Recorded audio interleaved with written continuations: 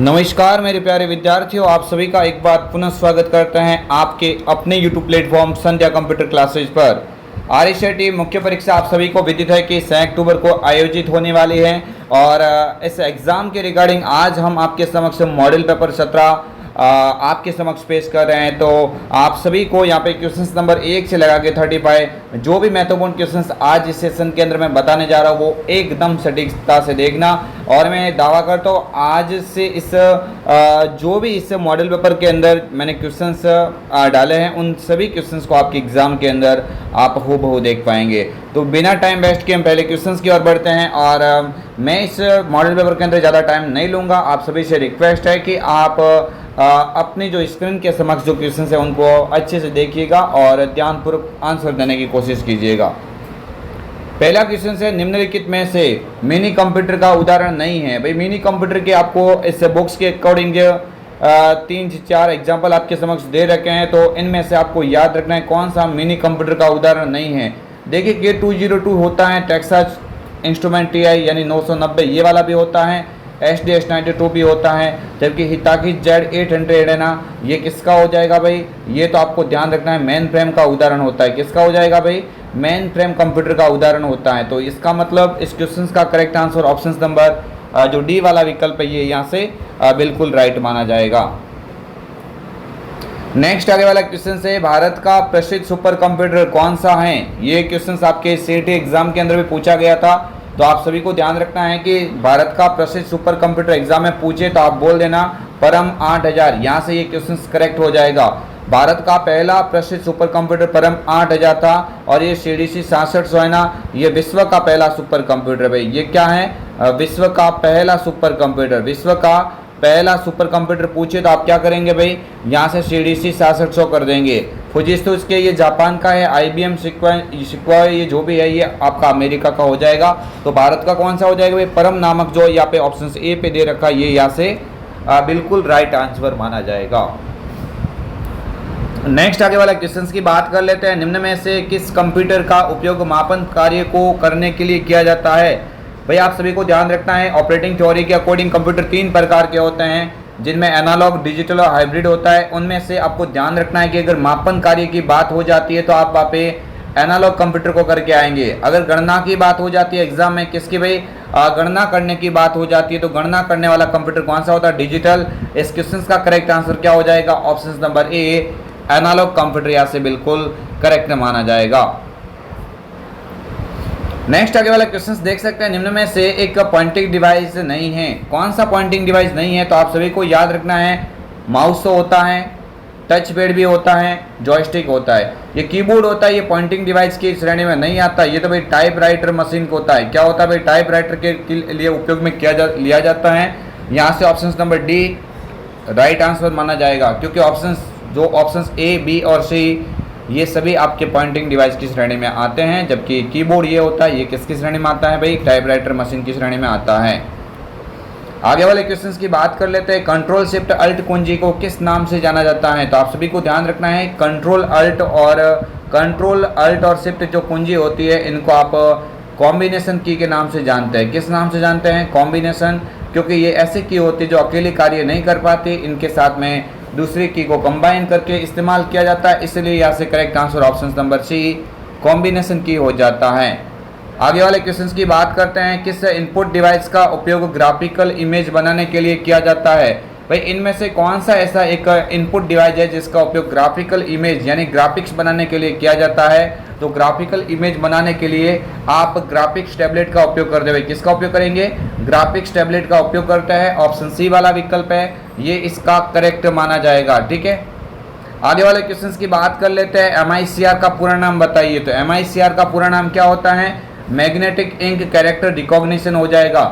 Magnetic ink character recognition option number A वाला विकल्प यहाँ से सही माना जाएगा। आगे वाले क्वेश्चंस की बात कर लेते हैं, किसमें से एक CD या DVD की एक सामान्य प्रचलित क्षमता नहीं है।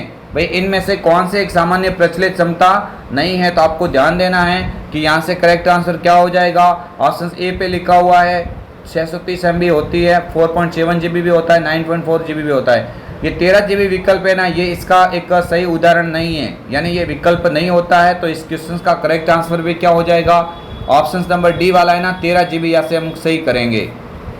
आगे वाले क्वेश्चंस की बात कर लेते हैं। वीजे कार्ड में कितनी पिन होती है भाई, वीजे कार्ड में पिन की संख्या पूछी है तो पिन की संख्या पूछे तो आप बोल देना कितनी होती है भाई, 15 पिन होती है। कितनी पिन होती है, 15 पिन होती है। ऑप्शन से जो सी वाला विकल्प है, यहाँ से ये राइट माना जाएगा। वीजे का पूरा नाम क्या होता है, तो आप बोल देना विजुअल ग्राफिक्स एडेप्टर होता है। क्या हो जाएगा, विजुअल ग्राफिक्स एडेप्टर हो जाएगा, या आप इसको वीडियो ग्राफिक्स एरे भी कह सकते हैं। आगे वाले क्वेश्चंस की बात कर लेते हैं। सीडी या डीवीडी पर डेटा जैसे संगीत, फोटो, दस्तावेज आदि लिखने की प्रक्रिया को क्या कहा जाता है, तो आपको याद रखना है कि सीडी में किसी डेटा को कॉपी करने की प्रक्रिया को आप क्या बोलेंगे, बर्निंग बोलेंगे। ऑप्शन नंबर बी वाला विकल्प यहाँ से करेक्ट माना जाएगा। नेक्स्ट आगे वाले क्वेश्चंस की बात कर लेते हैं। HDMI पोर्ट का विस्तारित रूप क्या है, यानी HDMI का पूरा नाम बताना है, तो आप सभी को ध्यान देना है। हाई डेफिनेशन मल्टीमीडिया इंटरफेस हो जाएगा। क्या हो जाएगा, high definition multimedia interface HDMI का पूरा नाम होता है।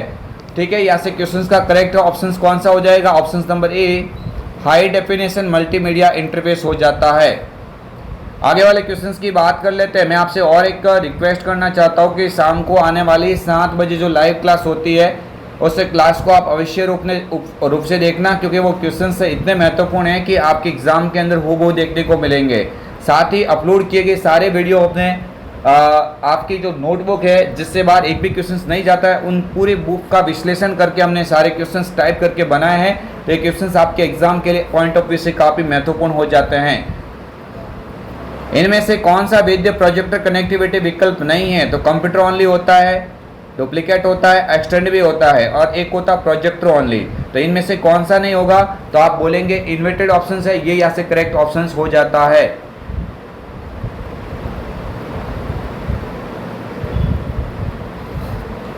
ऑप्शन नंबर यहाँ से कौन सा हो जाएगा भाई करेक्ट आंसर,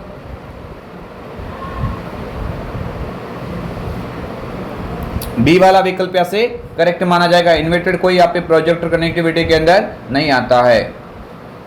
आगे वाले क्वेश्चंस की बात कर लेते हैं। निम्न विकल्पों में से आप किस प्रोग्राम को विंडोज 10 में अनइंस्टॉल कर सकते हैं, तो भाई आपको ध्यान देना, ये क्वेश्चंस काफ़ी महत्वपूर्ण है। और इसमें क्या पूछा गया है कि आप किसका उपयोग करते हैं विंडोज 10 में किसी प्रोग्राम को अनइंस्टॉल कर सकते हैं, तो सेटिंग और ऐप्स सर्विस के अंदर जाके भी कर सकते हैं, कंट्रोल पैनल, प्रोग्राम्स और प्रोग्राम्स फीचर्स के अंदर जाके भी कर सकते हैं। तो यहाँ से correct answer option number C वाला हो जाता है। ए और बी दोनों विकल्प यहाँ से सही माने जाएंगे, ए और बी दोनों विकल्प यहाँ से करेक्ट माने जाएंगे। आगे वाला क्वेश्चन है, यूजर अकाउंट कितने प्रकार के होते हैं, तो कंप्यूटर के अंदर यूजर अकाउंट 2 प्रकार के होते हैं। एक तो भाई कौन सा होता है आपका स्टैंडर्ड अकाउंट होता है, और एक कौन सा होता है एडमिनिस्ट्रेटर होता है। तो यहाँ से ऑप्शन नंबर कौन सा करेक्ट हो जाएगा, ऑप्शन नंबर सी वाला विकल्प है, स्टैंडर्ड और एडमिनिस्ट्रेटर, ये दोनों अकाउंट यहाँ से हो जाएंगे। बढ़ते आगे वाले क्वेश्चंस की और 15 नंबर का क्वेश्चन है, विंडोज 10 में एक सॉफ्टवेयर इंस्टॉल नहीं किया जा सकता। भाई आपको ध्यान देना है, विंडोज 10 में किसी सॉफ्टवेयर को इंस्टॉल करना चाहते हैं तो किसका उपयोग नहीं कर पाएंगे। देखिए इंटरनेट से तो कर सकते हैं, बिल्कुल विंडो स्टोर से भी कर सकते हैं, सीडी डीवीडी या पेन ड्राइव के द्वारा भी कर सकते हैं, तो वर्ड फाइल का उपयोग करके नहीं कर पाएंगे, क्योंकि एमएस वर्ड तो खुद एक वर्ड प्रोसेसिंग सॉफ्टवेयर होता है। भाई एमएस वर्ड खुद एक क्या होता है, वर्ड प्रोसेसिंग सॉफ्टवेयर होता है। तो यहाँ से आप किसी सॉफ्टवेयर को इंस्टॉल नहीं कर पाएंगे। ठीक है, आगे वाले क्वेश्चंस की बात कर लेते हैं। क्वेश्चन नंबर आपकी स्क्रीन के समक्ष 16 है।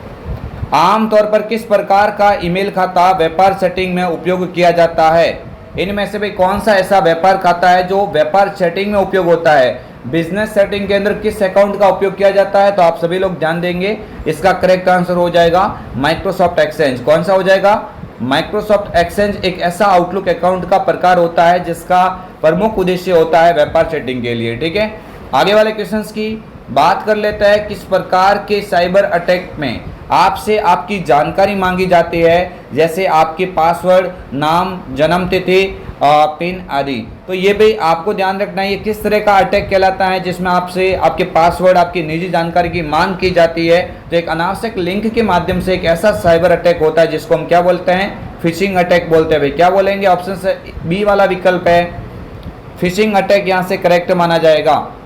आगे वाले क्वेश्चंस की बात कर लेते हैं। निम्न में से कौन सा मेलवेयर का उदाहरण है? भाई इनमें से कौन सा मेलवेयर का उदाहरण है?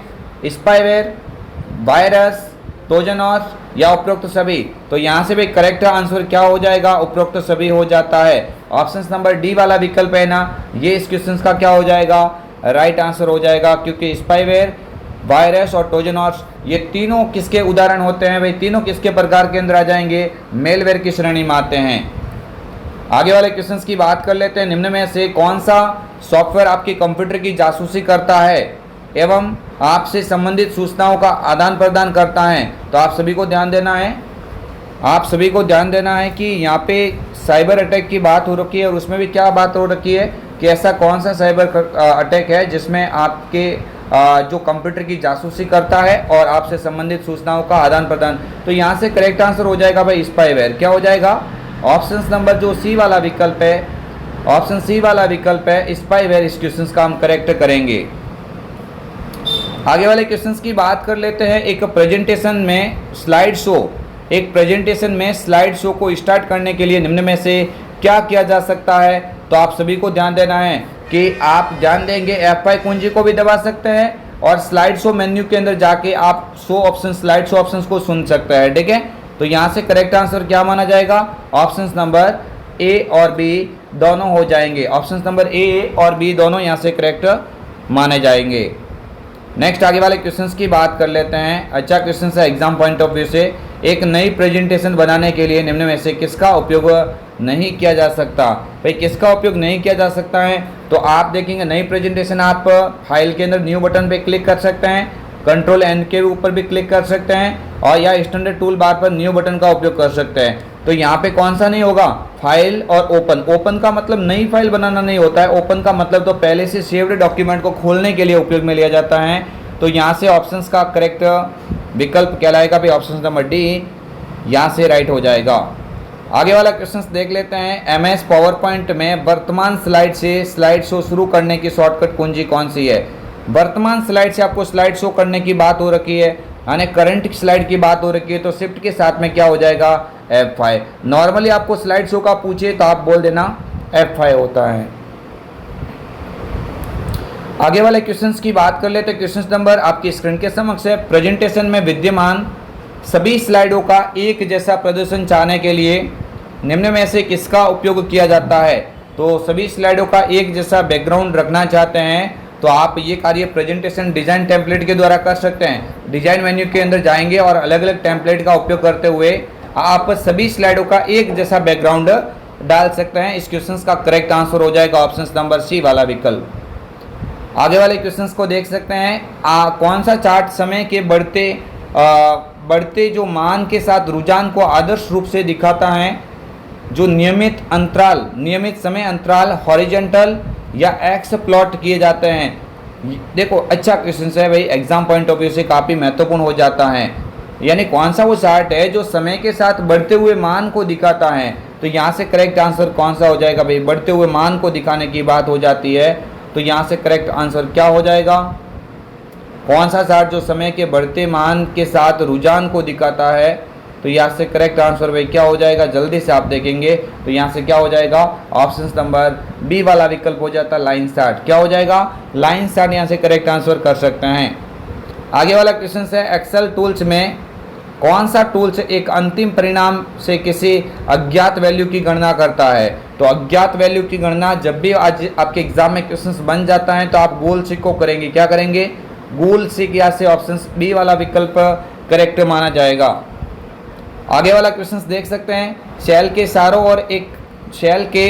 चारों ओर एक काले रंग की सीमा शैल को क्या संकेत करती हैं? तो सेल के चारों ओर ब्लैक कलर की ऐसे बाउंड्री है ना, वो कब आती है? जब आप उस सेल के ऊपर वर्तमान में काम कर रहे हैं। इसका मतलब क्या हो जाएगा? सक्रिय सेल हो जाएगा। क्या हो जाएगा? सक्रिय सेल, यानी वो सेल अभी वर्तमान में काम में ली जा रही है। ऑप्शन सी वाला विकल्प यहाँ से राइट माना जा सकता है। आगे वाला क्वेश्चन है स्प्रेडशीट में एक पंक्ति तथा कॉलम का इंटरसेक्शन क्या कहलाता है? जो पंक्ति अथवा कॉलम होते हैं उनको जब बीच में काटा जाता है तो जो बॉक्स तैयार होता है उसको आप क्या बोलेंगे भाई, सेल बोलेंगे। यानी यही क्वेश्चन है कि इंटरसेक्शन का मतलब होता है कटाव, या फिर आप कह सकते हैं मिलने के बाद में बनने वाला बॉक्स क्या कहलाएगा, सेल कहलाता है। आगे वाला क्वेश्चन है एक्सेल में शीट का डिफॉल्ट व्यू क्या होता है। भाई एक्सेल होती है, उसमें शीट को डिफॉल्ट कौन से व्यू में देखा जाता है, तो उसका राइट आंसर क्या हो जाएगा, नॉर्मल हो जाता है। देखिए एक्सेल का भी नॉर्मल होता है और पावर पॉइंट का भी क्या होता है, नॉर्मल होता है। ये दोनों आप अवश्य याद रखना, एक्सेल में भी एक्सेल और पावर पॉइंट दोनों में डिफॉल्ट व्यू नॉर्मल होता है, जबकि एमएस वर्ड का प्रिंट लेआउट होता है। ये आप अवश्य याद रखना, एग्जाम पॉइंट ऑफ व्यू से काफ़ी महत्वपूर्ण हो जाता है ये क्वेश्चन। चलिए आगे क्वेश्चन है, वर्कशीट में हॉरिजेंटल और वर्टिकल लाइनों को क्या कहा जाता है। वर्कशीट होती है, उसमें हॉरिजेंटल और वर्टिकल लाइन होती है ना, उनको आप क्या बोलेंगे भाई, ग्रिड लाइन कहते हैं। क्या बोलेंगे, ग्रिड लाइन के नाम से जान सकते हैं। प्लॉट एरिया क्वेश्चन बने तो जो पीछे हॉरिजेंटल वर्टिकल लाइन को आप ग्रिड लाइन के नाम से जान सकते हैं। लाइन के आरंभ में जाने के लिए किस कुंजी का उपयोग किया जाता है। भाई लाइन होती है पैराग्राफ के अंदर या पेज के अंदर, तो लाइन है, उस लाइन के आरंभ में आना, यहाँ पे आना है, तो आप सीधी सी बात है कि होम बटन का उपयोग करेंगे। लाइन के आरंभ में आना मतलब होम बटन का उपयोग कर दे। होम की बेसिकली बात हो जाए तो लाइन कर लेना, पूरे पैराग्राफ की बात हो जाए यानी पैराग्राफ के शुरुआत में आना है ना, पैराग्राफ के शुरुआत में आना, तो फिर आप वहाँ पे क्या कर सकते हैं, कंट्रोल के साथ में होम बटन का उपयोग कर सकते हैं। यानी सिंगली लाइन का पूछा है तो होम करना, और अगर आपको पूरे पैराग्राफ के शुरुआत में आना है तो आप कंट्रोल के साथ में होम बटन का उपयोग करेंगे। चलिए आगे वाले क्वेश्चंस की बात कर लेते हैं। एमएस वर्ड में वाटरमार्क ऑप्शंस किस टैब में होता है। भाई वाटरमार्क डालने के लिए ये जो मैंने देखो संध्या कंप्यूटर सेंटर के नाम से वाटरमार्क डाला, ये वाला पीछे देख सकते हैं, ये वाटरमार्क ही है। तो वाटरमार्क डालने के लिए आप कौन से टैब में जाएंगे, तो सीधी सी बात है ऑप्शन नंबर बी पे लिखा हुआ पेज लेआउट टैब। कौन सा, पेज लेआउट टैब के अंदर जाके आप वाटरमार्क कमांड का उपयोग कर सकते हैं। नेक्स्ट आगे वाला क्वेश्चन देख सकते हैं, स्पेलिंग चेक करने के लिए कौन सी शॉर्टकट कुंजी है। भाई अगर आप अपने पैराग्राफ के अंदर स्पेलिंग चेक करना चाहते हैं, स्पेल चेक की शॉर्टकट की कौन सी होती है भाई, F7 होती है। F7 के द्वारा आप अपने डॉक्यूमेंट के अंदर किए गए स्पेलिंग मिस्टेक को आप देख सकते हैं। ये जो F12 होता है ये किसका होता है भाई, सेव एज का होता है। F2 होता है, F2 किसका होता है भाई, रीनेम का होता है। किसका होता है, रीनेम का होता है। और F5 होता है रिफ्रेश करने के लिए। चलिए आगे वाले क्वेश्चंस की बात कर लेते हैं। व्यू मेन्यू में स्प्लिट ऑप्शंस का क्या कार्य होता है। व्यू के अंदर स्प्लिट एक कमांड होता है जो कार्य क्या करता है, अगर आप देख सकते हैं कि अगर आप विंडो है ना उसको दो भागों में बांटना चाहते हैं तो आप ये कार्य कर सकते हैं। विंडोज़ को दो टुकड़ों में बांट देता है। कौन सा, ऑप्शन नंबर डी है ना, यहाँ से विंडोज़ को दो भागों में बांट देता है। आगे वाला क्वेश्चन है, वर्ड रैप का अर्थ क्या होता है। वर्ड रैप होता है, उसका क्या अर्थ होता है, तो सीधी सी बात है, जो टेक्स्ट होता है ना वो लाइन होते ही डायरेक्टली आगे वाले लाइन में आता है, तो ये वर्ड रैप की वजह से होता है। तो टेक्स्ट को सबक अगली लाइन में पहुंचाने का कार्य कौन करता है, ऑप्शन नंबर सी यहाँ से हो जाएगा। अंतिम क्वेश्चन, आज के सेशन का डॉक्यूमेंट में किसी निश्चित लोकेशन पर पहुंचाने के लिए कौन से ऑप्शंस का उपयोग किया जाता है। तो डॉक्यूमेंट होता है उसमें निश्चित लोकेशन, यानी हम निश्चित लोकेशन पर पहुंचना चाहते हैं तो भाई आप किसका उपयोग करेंगे, बुक मार्क विकल्प का उपयोग करते हैं। बुक मार्क ये होता किसमें है, तो आप बोल देना इंसर्ट मेन्यू के अंदर होता है। कहाँ पे होता है, इंसर्ट मेन्यू के अंदर होता है। मैंने इस वीडियो की स्पीड इसलिए ज़्यादा रखी क्योंकि मुझे कम टाइम के अंदर आपको अच्छे क्वेश्चंस बताने थे, और भी बहुत अच्छे वीडियो आएंगे आपके समक्ष। इस चैनल को आप सब्सक्राइब अवश्य कर लेना ताकि आने वाले प्रत्येक वीडियो की नोटिफिकेशन आप सभी तक अवश्य पहुँचे। अंतिम समय में आप जितने ज़्यादा क्वेश्चंस करेंगे उतना आपके एग्जाम में बेनिफिट होगा। और मैं दावा करता हूँ कि अगर आप इस चैनल के माध्यम से जो वीडियो आ रहे हैं आपके समक्ष, अगर आप उनको एक बार देख के जाएंगे तो मैं निश्चित बोलता हूँ कि आप बहुत सारे वीडियो को कलेक्ट करोगे तो आपके एक भी क्वेश्चंस बाहर जाने के चांस नहीं रहेंगे। यानी पास तो वैसे भी हो जाओगे, लेकिन अच्छे मार्क्स से पास होने के लिए आपको थोड़ी सी मेहनत तो करनी पड़ेगी। तो ये आपके समक्ष थे महत्वपूर्ण 35 क्वेश्चंस। आप सभी को यहाँ पे ये समझ में आए होंगे। मिलेंगे आपको एक और अन्य वीडियो के साथ में, तब तक के लिए जय हिंद, वंदे मातरम, जय भारत।